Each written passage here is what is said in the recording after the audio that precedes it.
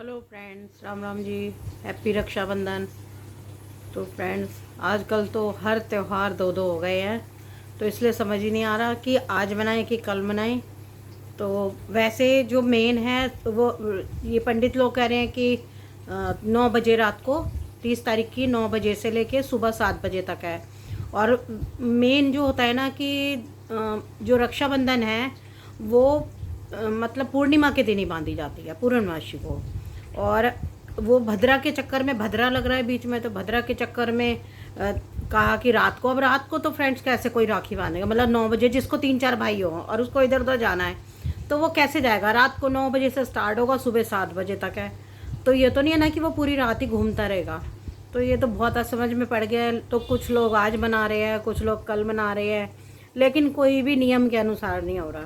कलयुग है ना, हर चीज़ दो दो मन रही हैं। होली दो, करवा चौथ दो, नवरात्रे तो चलो बढ़ते हैं तो अच्छी बात होती है, श्राद्ध भी बढ़ रहे हैं। और कोई भी त्यौहार, एनी त्यौहार मतलब डबल डबल डबल होता है।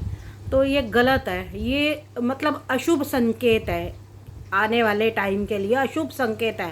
पहले एक ही त्यौहार होता था जो एक ही दिन मनता था, अब तो कोई किसी का वो रह ही नहीं गया। अब देखो भद्रा आ गई बीच में, कभी ग्रहण पड़ जाता है, कभी कुछ हो जाता है, तो वो सब बेकार है। और कब कोई कोई बहन कब जाएगी, कब आएगी, कैसे क्या करेगी, समझ नहीं। अब जिन्होंने आज बांध दिया, 30 तारीख को सुबह से बांध दी है, जिन्होंने दूर दूर जाना है, तो उनके मन में भी वहम आ गया।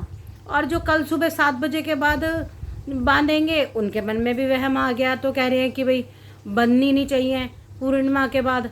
तो फ्रेंड्स, बड़ी असमझ वाली बात है। और आप ही कमेंट करके बताएं अगर कुछ अच्छा हो तो। लेकिन मतलब होना नहीं चाहिए ये सब। पर ये शुभ अशुभ संकेत मिल रहे हैं, फिर भी जो है कि लोग किसी का बुरा करने से नहीं मानते, किसी का गला काटने से नहीं मानते, किसी का पैसा मारने से नहीं मानते, मतलब कहीं ना कहीं गलत कर रहे हैं। तो हो सके तो आप जहाँ तक हो कि कभी किसी का बुरा नहीं सोचें, किसी का हक नहीं मारें, किसी के साथ बुरा ना करें।